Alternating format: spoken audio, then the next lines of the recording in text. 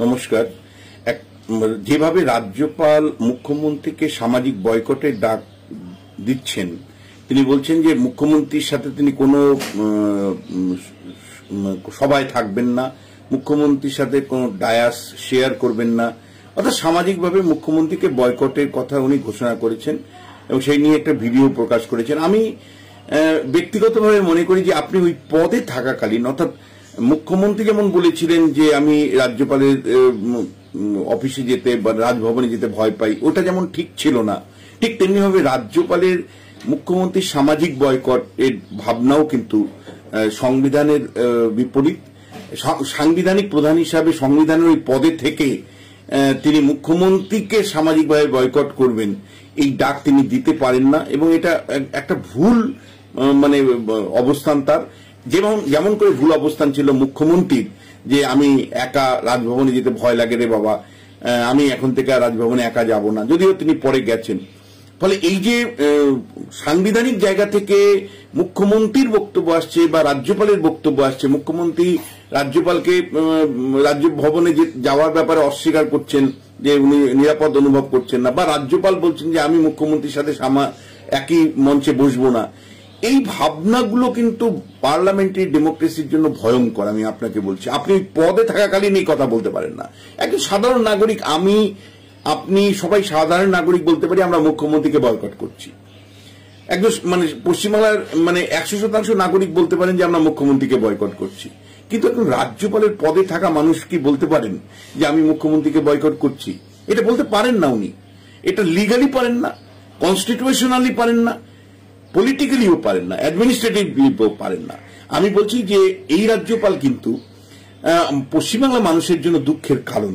এই কারণেই যে ওনার যখন অ্যাক্ট করার কথা, পশ্চিমবাংলা যখন আইন শৃঙ্খলা ভেঙে পড়ে, সমাজে নানা জায়গা থেকে প্রশ্ন উঠে যে রাজ্যপাল কেন রাষ্ট্রপতি শাসনের দাবি করেন না, 355 নম্বর ধারা জারি করেন না, তখন উনি চুপ করে থাকেন। যখন উনার অ্যাক্ট করার কথা, তখন কিন্তু এই রাজ্যপাল কার্যত কোনো আপনি চিঠিটা লিখুন, তারপরে অমিত শাহরা মানুক না মানুক, পশ্চিমবাংলায় বিভিন্ন সময় আইন শৃঙ্খলা ভেঙে পড়েছে এবং সেই কনটেক্সটে 355 নম্বর ধারা জারি হতেই পারে। কিন্তু অকারণে মুখ্যমন্ত্রীকে সামাজিকভাবে বয়কটের যে কথা বলছেন, সেটা সংবিধানের থাকা অবস্থায় সেটা না আইনগত দিক থেকে বৈধ, না সাংবিধানিকভাবে বৈধ, না আপনার সেই এখতিয়ার আছে বা অধিকার আছে বা মর্যাদা আছে যে আপনি মুখ্যমন্ত্রীকে বয়কট করবেন। একজন পশ্চিমবাংলার 10 কোটি নাগরিক বয়কট করে দিতে পারে, বিরোধী রাজনৈতিক দল মুখ্যমন্ত্রীকে বয়কট করে দিতে পারে যে ভাই আরজি করের ঘটনার দায় মুখ্যমন্ত্রী, আরজি করের যে জঘন্য নরকীয় ঘটনা হয়েছে তাতে প্রশাসনিক যে একের পর এক গাফিলতি উঠে আসছে বা পুলিশ প্রশাসনের গাফিলতি উঠে এসছে, স্বাস্থ্যমন্ত্রীর যে দায়, সেই দায় নিয়ে মুখ্যমন্ত্রীর পদত্যাগ করা উচিত বা মুখ্যমন্ত্রী পদত্যাগ না করলে আমরা সামাজিকভাবে তাকে বয়কট করব। এই কথা সাধারণ নাগরিক থেকে শুরু করে বিরোধী রাজনৈতিক দল এমনকি সংবাদ মাধ্যমও বলতে পারে। কিন্তু রাজভবনে থেকে আপনি সংবিধানের রাজ্যপালের দায়িত্ব পালন করা অবস্থায় আপনি বলতে পারেন না যে মুখ্যমন্ত্রীকে আমি সামাজিকভাবে বয়কট করলাম, এরপরে কোন মঞ্চে একসাথে বসবো না। এ কথা বলা যায় না, যায় না, যায় না। আবার একই সাথে আপনাকে বলতে চাই, এখানে যে সামাজিক বয়কটের উনি ডাক দিলেন সেটাও তিনি করতে পারেন না সংবিধানে থাকাকালীন, সংবিধানে অবস্থানকালীন বা রাজভবনে রাজ্যপাল থাকাকালীন। যেমন করে মুখ্যমন্ত্রী বলতে পারেন না আমি রাজ্যপালের কাছে যেতে গিয়ে ভয় পাই অমুক তমুক বলে রাজ্যপালকে যেভাবে দাগিয়েছিলেন, সেটা উনি বলা কতটুকু সঙ্গতিপূর্ণ সেটা নিয়েও প্রশ্ন আমি তুলছি। দেখুন, এই রাজ্যপাল না যদি রাজনৈতিক জায়গা থেকে দেখি বিজেপির জন্য আপদ, কার্যত বিজেপির জন্য আপদ বলছি। বিজেপি না হোমে লাগে না যজ্ঞতে লাগে, না বিরোধী দল হিসাবে তারা যখন নানা রকম অত্যাচারের সম্মুখীন হয় সাধারণত রাজভবন সেফটি ভালভের কাজ করে, রাজভবনে গিয়ে সাধারণত তাদের বক্তব্য রাখেন, তাদের ভাবনা চিন্তা রাখবার সুযোগ পান। এই রাজ্যপাল কিন্তু আমরা দেখেছি রাজ্যপালের কাছে না শুভেন্দু অধিকারী বিরোধী দলের নেতা যান, না বাম নেতারা যান।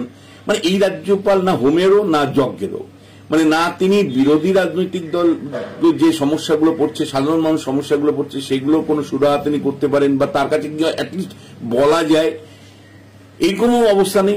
মানুষ এখন কোনো ট্রাস্টের মধ্যেই রাখে না। তার ব্যক্তিগত অবস্থানও যে সামাজিক মর্যাদাও যে তাতে এত মানে নিম্নস্তরের রাজ্যপাল পশ্চিমবাংলায়, বা এত বলা যায় যে ডিগনিটিহীন রাজ্যপাল পশ্চিমবাংলায় এর আগে একজনও আসেনি। আমি বলছি একজনও আসেনি।